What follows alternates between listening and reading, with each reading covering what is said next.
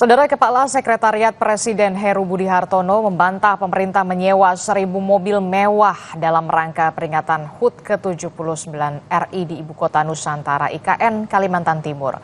Heru juga membantah anggaran penyewaan dengan biaya sebesar 25 juta rupiah per unit.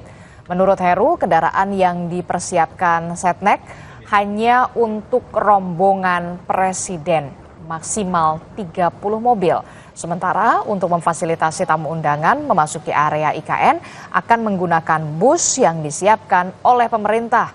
Total saudara ada 3.000 undangan disebar untuk meramaikan peringatan HUT ke-79 RI di Ibu Kota Nusantara. Kementerian Sekretariat Negara tidak pernah menyewa 1.000 unit mobil di IKN. Saya tidak tahu itu informasi dari mana. Yang jelas Sekretariat Negara atau Sekretariat Presiden tidak pernah ada kontrak sewa 1.000 unit mobil, tidak ada. Jadi Setnek mempersiapkan untuk rangkaian kenegaraan Bapak Presiden. Ya, jadi yang benar berapa unit, Pak? Jadi yang benar berapa unit, Pak? Ya, kalau rangkaian Presiden kan sedikit ya, paling 30. Ya, kalau tidak menyewa ya angka itu kan tidak ada. Rangkaian sebagian besar adalah yang sudah ada di Setnek.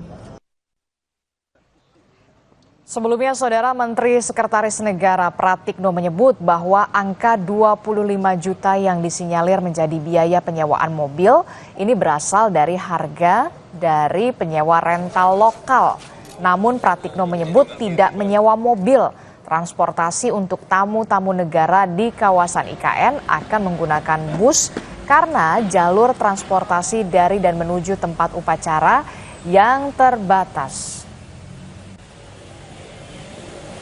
Untuk pelaksanaan upacara detik-detik proklamasi di IKN, kita masih menghadapi kendala itu sarana prasarana transportasi. Oleh karena itu, tantangannya bukan hanya jumlah mobil, tantangan yang paling karena terbatas maka kita akan menggunakan bus gitu. Jadi kita akan memfasilitasi transportasi berupa bus untuk menuju tempat upacara. Pak, 25 juta per hari untuk apa? Oh iya, itu kan lokal, pasar lokal, itu bukan kita, dan kita besok nggak akan menggunakan itu kan, kita akan menggunakan bus. Saudara, pipa gas milik perusahaan gas negara PGN di ruas Jalan Rasuna Said, Jakarta bocor. Kebocoran pipa sempat membuat arus lalu lintas macet dan kendaraan dialihkan ke jalan lain. Kami punya informasinya setelah jeda di Sapa Indonesia Pagi.